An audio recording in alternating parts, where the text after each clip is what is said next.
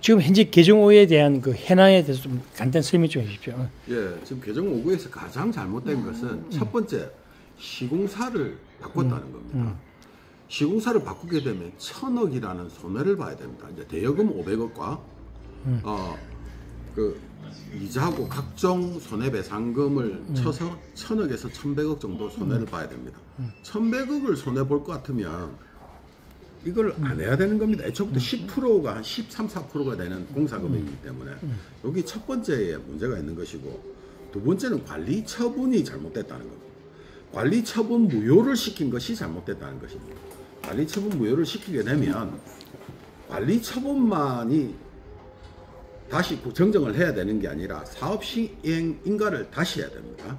사업 시행 인가만 다시 하려고 하면 설계를 변경해야 되고 조합원의 이해 득실이 달라지기 때문에 건축 심의부터 다시 시작을 해야 되는 겁니다. 설령 약식으로 한다고 손치더라도 사업 시행 인가부터 약식 건축 심의까지 그 기간이 최소한 2, 3년은 걸린다는 겁니다.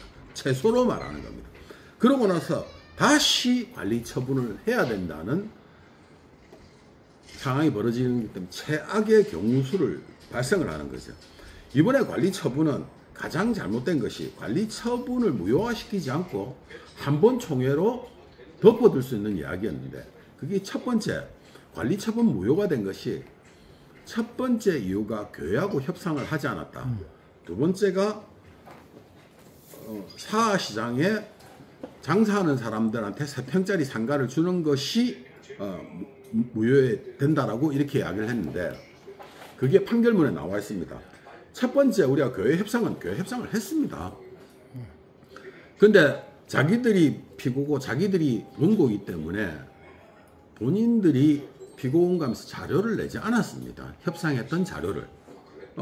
그래서 무효가 되게 된 것이고, 사시장은 초기부터 우리 세입자들도 주민이고 소유자도 주민이기 때문에 그 사람들한테 다 상가를 40개를 만들어서 주기로 한 게 최초부터 지금까지 한 모든 약속이었습니다.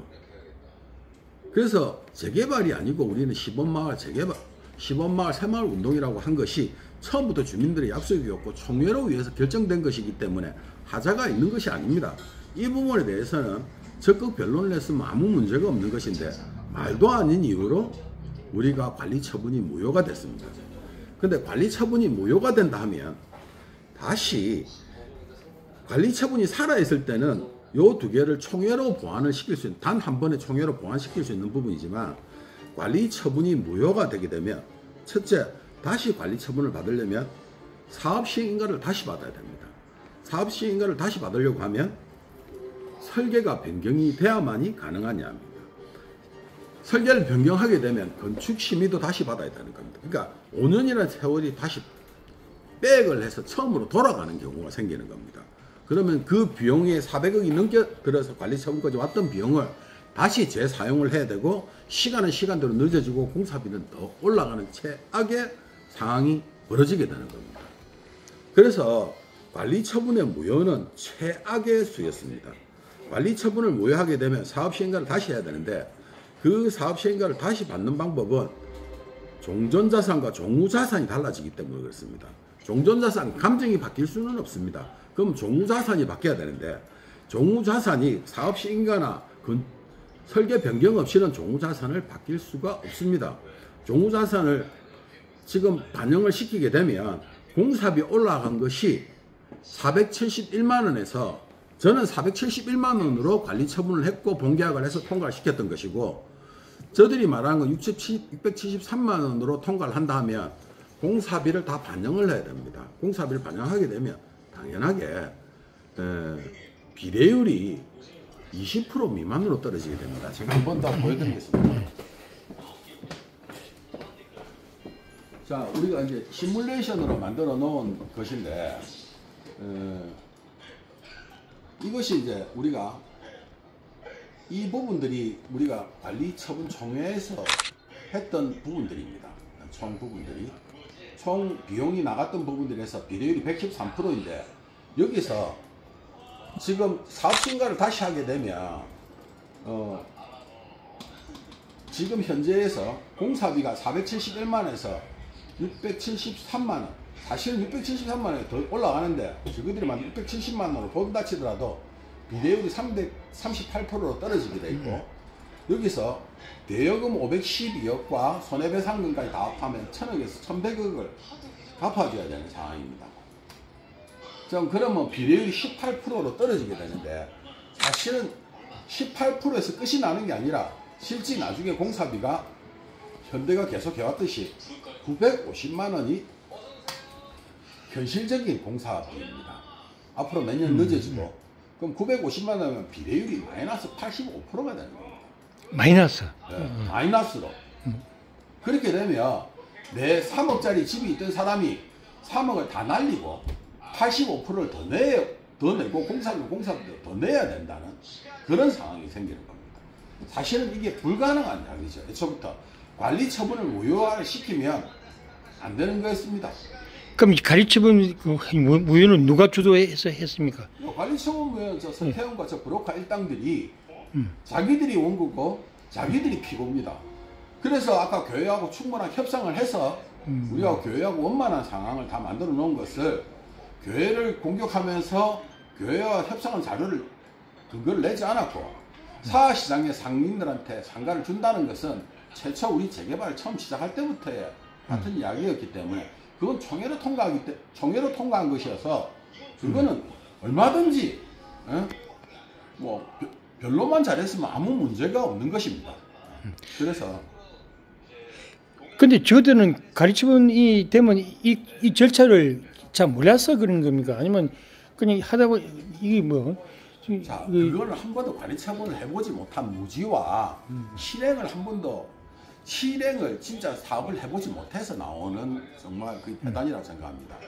관리처분을 바꾸게 되면 무효가 되면 사업시행가를 다시 받아야 되고, 사업시행가를 다시 받으면 건축심의부터 다시 시작을 해야 되는데, 이게서 중요한 공사비가 반영이 되면 아까 950만원이 아니라 저들이 말하는 673만원이라고 치더라도 이 공사비를 반영을 하게 되면 한국부동산원의 사업시행인가 때 가야 됩니다. 공사비 적정 타당성을 검증하기 위해서. 그러면 이 적정성을 타당 검증하기 위해서 이 공사비가 한국부동산원에 가게 되면 빨라야 6개월 아니면 10개월이 걸리게 되어 있습니다.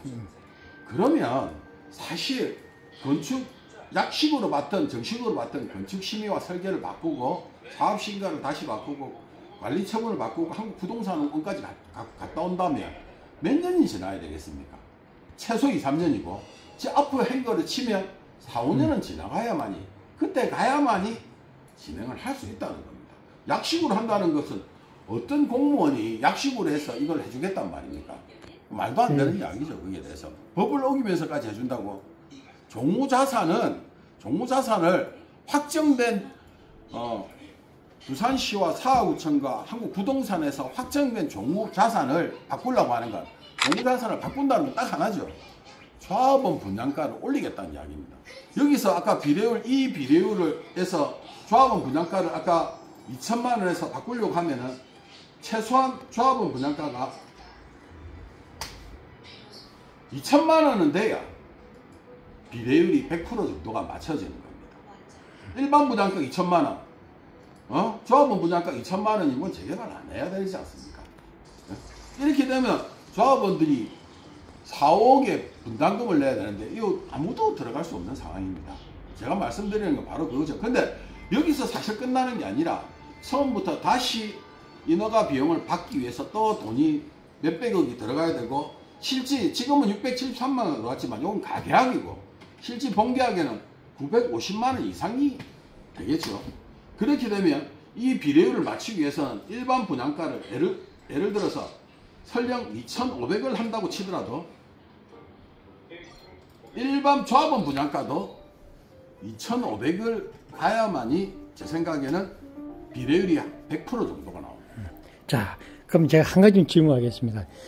지금 뭐 여러 가지 문제가 많지만 현재의 가장 큰 문제는 관리처분 인가가 이제 취소해버려서 비용도 한 4, 500만 더 들고 몇백억이 더 들죠. 4, 500 정도 더 들고 시간 또 4, 5년이 그 늘어난다는 그게 가장 팩트입니다. 거의 팩트죠, 그죠?